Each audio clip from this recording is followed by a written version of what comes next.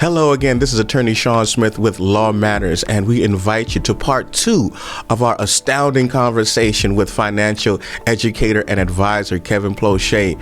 In this episode, we talk about asset preservation of building wealth, but most importantly, preserving that wealth and how you can utilize that to benefit not only your life, but the life of your parents and even your children.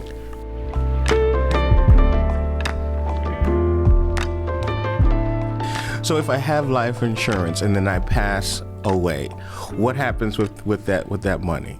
Yeah, so how life insurance is structured, you have what's called beneficiaries that you designate on those plans. So somebody who's going to take over or receive those proceeds after that person passes.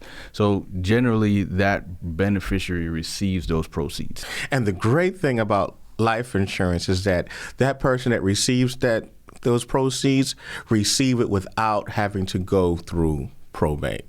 And most of the time they're tax free as well. And as well as they're tax free. Mostly all the time they're tax free. Now there are different caveats if the person is under the age of 18 that we may have to deal with. But right. for all intents and purposes, the general rule is that if you have a life insurance policy, whatever it is, when you pass away, that person receives the money without having to go through probate, which is essentially having to go through court to receive the money. Correct. And typically, what do insurance companies require once somebody passes in order to disperse the money that was in a life insurance policy? Yeah, so it's a real simple process. As long as you're the beneficiary, you show proof that you're the beneficiary, and you show death certificate, and that's pretty much it. Most companies have a form that you have to fill out because it's a claim. Correct. Right. So you fill out that claim form along with the required documents like a death certificate, and you submit that, and that's in about 5 to 7. That those proceeds come in. Right. Yeah. And then you reap the rewards of your parents or loved ones having that life insurance policy to benefit you. Now, even in that stage, you definitely want to have a financial professional to help you with those proceeds, because a lot of times what happens is, let's be real. Let's be honest. That person that hasn't had the education or hasn't gone through the cash flow and budget, doesn't understand debt management, they're going to receive all this money. That becomes Powerball to them. They just won Powerball. Imagine. And then in a couple weeks, it's gone. It's gone. So that proper education on that will definitely help. Because you want to set yourself up as well. The whole reason for that, one of the most important reasons for, and we'll get into it on the next step, is wealth building. If you're not coming from a family of a lot of wealth coming in, how do you now create instant wealth for your family going forward? I guess one way is your parents having a great life insurance policy and then you getting the check after they pass away.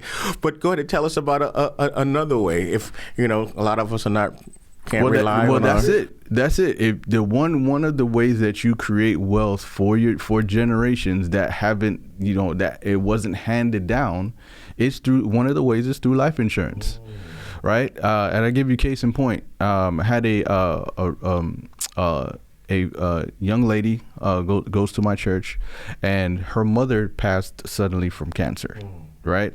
And her family, her mother not only had a retirement plan at her job, she also had life insurance. So by the time she talked to me and she said, "Hey, I don't know what to do at this point," and I was able to sit down with her, go over everything. What I will tell you is by the time, and the young lady in her late 20s, early 30s, what I will tell you, by the time she's ready to retire, she'll be a multi-millionaire. And that was just on the basics of her mother having a good life insurance policy and a retirement plan. Being properly protected and, having their own retirement plan. That's the key. Correct. Of proper protection can set your heirs up financially. Right. Absolutely. Well, that leads me to another question, right? What about if I'm I'm a young professional, my parents are elderly, and I look at their situation like, oh man, I want to, be able to do something or help out. Can I get a life insurance plan on my parents? Yeah, absolutely. Because it's what's called, you have a vested interest. So there has to be a link between you and the person that you're getting that plan for. So whether it's your children, whether it's a parent, whether you're a guardian, things of that nature. So there's that vested interest that has to be established. And you can have plans, and you could have multiple plans. Most people think, I can only have one insurance plan. Well, you can have multiple plans, so, yep. Now, so we talked about parents, and I know I focus a lot on the elderly, but we can also have plans for your children, because we've known individuals whose kids have died. In fact, just, a few weeks ago, we know of a family friend of ours who passed away, who was pretty much, he may have been your age, maybe even younger than you, Ploche. So tell us a little about having plans for your kids, whether or not they're between the age of 0 or whatever. Now, why is that? There's a couple reasons for that, but I'll give you one. The reason why that's important is because, remember we talked about debt? I had it, that there was a situation where a parent, mother, had her son, and he was off to school. He was off to college. So he started accruing some debt, student loans, right? Something happened and he passed away. Guess where those student loans went to? His parents. His parents. Right? Now, if there's a life insurance established, that takes care of that. So that's not a sudden burden as a parent who has probably have their own student loans they got to deal with. Right. Now they have to deal with their child's, and if because he wasn't married yet.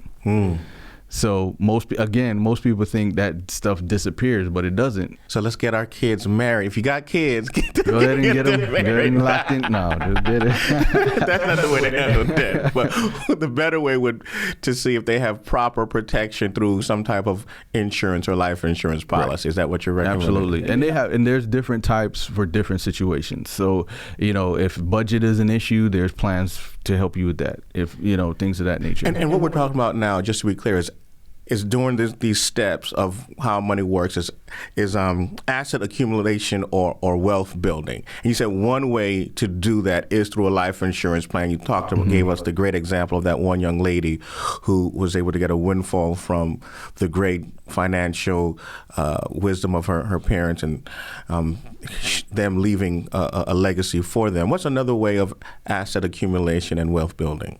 So the last two steps we're talking about here is building wealth and preserving your wealth, right? Say that again. So building wealth and preserving wealth. So we want to build and preserve. Right. So it's not just good to build it, because we can look at some celebrities who have built their wealth, but they didn't protect it. What do you mean by that? Let's talk about these celebrities. We could talk about them. So we look at Prince, for instance. Yes. That's a well-known one. I talk about Prince in my webinar, in fact. Okay. All right, good. So we're on the same page. And we didn't even talk about that earlier, right? So you have these individuals that have built built wealth through what they love to do, right? There's a step that's always missing, though, is the protection of that, or the preserving of that wealth. And it's not just for if that person dies or anything like that, but it's about preserving that wealth for them in the living stage and for them to leave that legacy for their family. Yeah. So that's part of it that we talk about all the time. But some of us don't know about what happened with Prince and his preservation. Instead of tip-toeing around it, what do you know about Prince and his preservation of wealth? So what we know is that he did not have trust in place. When you get to a certain level, in our industry, or our company, I would say, we don't put a dollar amount on that. when you should have a trust, we believe everybody should have a trust, and we'll talk about that later. I'm going to talk about it. I'm just waiting for you to finish, and then I take the baton. But when you don't have that trust in place, what happens then is, okay, so most people know of having a will, right? And they say, man, as long as I have a will, I'm good. What I like to help people understand, when you just have a will, you have to go through probate court, as you know. So listen, you heard what he just said. If you have a will, you still are going to have to go through what court? What did you call it? That's called probate. Probate court. Right. And a lot of times we do not understand that. Like just like you said, when we talk about, are my affairs in order? Do I have an estate plan? Everybody raises their hand and say, well, I have a will. And they think they are properly covered. Talk about proper protection. And they are not. Right. Because just because you have a will, you still most likely are going to have to go through probate court, which is expensive, which can be lengthy, which can involve litigation. You understand? Right. And the purpose of probate court is to transfer title of whatever assets that person had into the name of somebody else. So Prince, for example, has got a lot of assets that are in his name. I don't know what his official name is, but did he change back from the symbol? I don't know. So now he's got his heirs, his beneficiaries wanting, hey, I want all of that wealth that Prince had, and they've got to go through probate court so that they can transfer title of all his assets into the names of his heirs. And there's means and ways to avoid that. Number one being, go ahead. Well, what I would say even before that step, that transfer of assets part, what I like to help people understand is the process. So when I'm explaining the differences between a will and having a trust, what I say is when you just have a will and you have to go through probate, what I like to say is everybody's invited to the party. Everybody's coming to the party. What does that mean? So if you owe any money to any creditors, that person did, those people come in line first. They come into the party. And they get first dibs. They in the VIP line. Correct. Right? So mortgageers, creditors, all those people, they're in line first. And even with that, when he says what's coming to the party, what happens is when you initiate a probate case, right? One of the steps in that is sending a notice to the creditor saying we've opened up a probate matter. So this person has an estate which may have money in there. So everybody that thinks they're owed money, come on, we're sending you out an invitation. You just send them an invite, right? Right. Hey, it's a probate party, right? So so helping people understand, because I like to give analogies, because these concepts could be complicated, but I like to simplify it so people understand the process, so they understand why they should do what they should do. And in addition to the creditors, all the family members are invited too. See, I'm not getting into that. You've got to tell all the family members, hey, listen, we're opening a probate. I want to be the quote unquote personal representative or executor, and if they have a problem, they can say, listen, Judge, I know they want to be the personal representative, but here is my issue, or I get an opportunity to voice my concern, right? And to be honest, there are situations where somebody may have a trust that may want to take it to court, but it's minimized greatly without having, with having a trust of inviting everybody to the party. Right. But I like that analogy. When you have a probate, everybody's invited to the party. You can use it. I give it to you. I'm using it now. That's my Yep.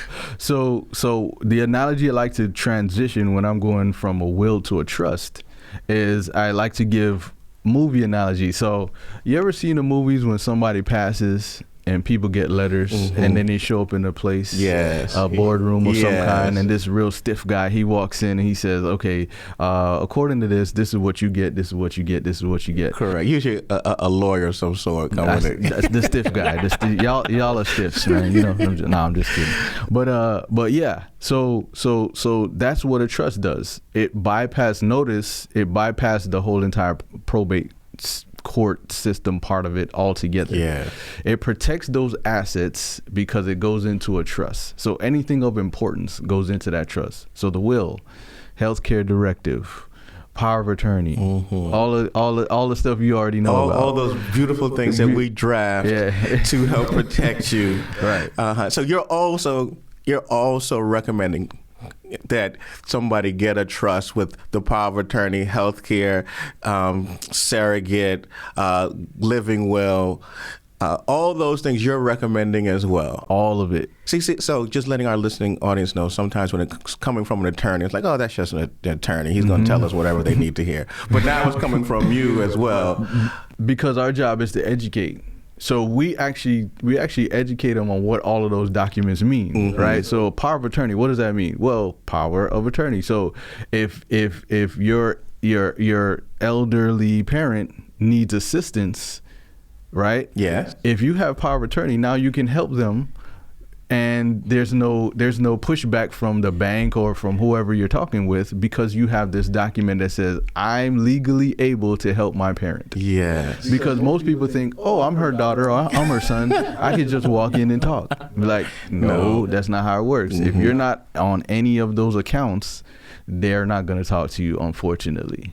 And I've had many, many cases where people have tried to have that conversation and the bank is like, I'm not talking to you. Right. So they come to me and say, I need this. I'm trying to do A, Y, or A, B, and C. Right. It's like, okay, well, you need a durable power of attorney. Right. And the thing about it, when we use the term durable power of attorney, is sometimes we have situations where the elderly person becomes what we call incapacitated. They're in the hospital, they're in a nursing home, they can't talk, they can't make decisions for themselves.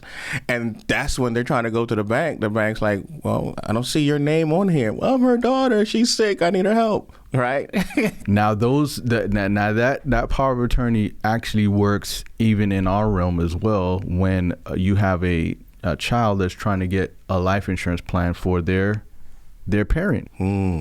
Talk about that. So I had a family who their mother was in a nursing home, and they wanted to get a plan for her to protect, right? If she did not have that power of attorney, we would not be able to put that plan in place. So power of attorneys not just help you with the bank, but they also help you with the insurance companies and financial advisors to get things in place to help your loved one as well. Absolutely.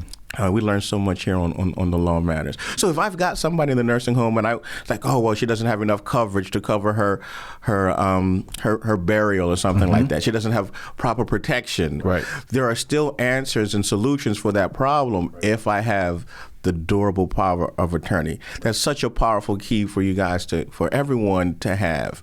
And then we're talking about asset. What are we talking about? Building wealth and then preserving wealth. We're talking about preserving that wealth. Right. So one thing, if we back up a little bit to wealth building, one of the key concepts that we share when we talk about wealth building is the rule of 72. The what? The rule of 72. The rule of 72. Right.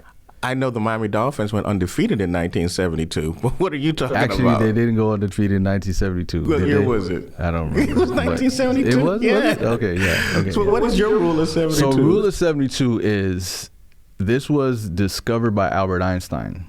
And he says, if you take any interest rate, any rate of return, and you divide it by the number 72, it will tell you how long it would take your money to double over time. So Albert Einstein came up with this proposition. If you take your interest rate and divide it by 72, you will find out how long it's going to take for your money to double. Right. I see. Now, why is this important? The reason why this is important is it's not just about how much you're saving on a monthly basis. It's also about where you're putting it and how much your money is growing. Most people, as we know, have their money in the bank. Now let's go with that. Oh, Lord have mercy. All right. You across the board, the average that you're getting on your saving account is less than 1%. Right. Less than 1%. Right? Let's say you got 1%. One goes into 72 times. 72 years. So what you're saying is, if I put $1 into your savings account, Shawn, and I say, watch this thing grow, it's going to take 72 years for it to get for to $2. To go into $2. So So now I don't know about you. I don't know how much 72-year periods that you have in your lifetime. Right. But not many is going to have more than one. But where do most people have their money? In the bank. So you're going to tell us where to have that money? Well, we can't go into details onto where, but what I am telling you is that there are accounts that do way more than 1%. We're talking anywhere from 7 on up, 12, things of that nature. And they've been around since 1934. Got you. It reminds me of that YouTube video that came out. Where the money reside, where the money reside. Absolutely. So you got to know where our money reside so that I can benefit on the rule of 72. Right. Because if you don't, let's just be real. What are the chances that you're going to be able to build wealth if it's doubling every 72 years as opposed to 6 or 8 years? Got you. Now, we talked about probate, we talk about wills, but let's talk more importantly about why you advise people to have their money in a trust and the advantages of a trust from your perspective. From our perspective, just like we say with any other thing, it's an asset. You know what I mean? Your whatever you have, whether it's a home, whether it's retirement plans, whatever those things are, those are assets. In order to avoid, now we're not saying you're going to evade. So let's get that. We're not evading taxes. No. We're not evading, these things. We're avoiding because of the legal documentations that we have, like a trust and things of that nature. We're protecting our assets so that we avoid taxes where we can, because there are 4 enemies to your wealth. The 4 enemies are taxes. Taxes is one of them. Inflation is one. Debt is the other one. Yes. The last one, procrastination. And these are the 4 what to wealth again? Enemies to your wealth. Procrastination is an enemy to my wealth. So let's tell the people, stop waiting. Do it today. Now, what I would say about the procrastination part, it's about education. So getting comfortable with the uncomfortable about your finances is the first step. He got all these beautiful sayings. Getting comfortable with the uncomfortable. We got to write that down. Right? So once you know that you don't know about money, you don't know anything about money, now you're going to be open to seeking that help. Yeah. Now, coming up with or finding that trusted person is, I believe, where the rubber meets the road. Who is that person that you're going to go to that's going to help you get to the goals that you're having? And we do that with life. We're basically telling people one of the steps is to call their financial doctor, the same way that they will, go to their physician, their pediatrician, the hospital to fix their physical needs. Let's call the financial doctor to fix our financial needs. And let's stop talking to our coworkers about their 401k plans and what they're choosing. Why not? My coworker's been here for 50 years. She knows about the 401k plan. Yeah, let's stop doing that. Okay. Let's stop doing that. Because they're not the expert in that area? Did they go to school for it? Did they properly understand how those things work? Gotcha. 9 times out of 10. Because what do your friends do? They tell you all the good stuff. They don't tell you any of the bad stuff. They say, "Oh, I made 20% last year." They don't tell you 2 years ago they were at negative whatever. Right? So that's why we can't do that. Gotcha. Right. Yeah, so we want to preserve our wealth and we want to protect our wealth by one of the means is by having a trust of what we talked about. And if you do have a will, you still have to go through probate. And now we're basically telling people, now that we've provided all this information, be comfortable with the uncomfortable.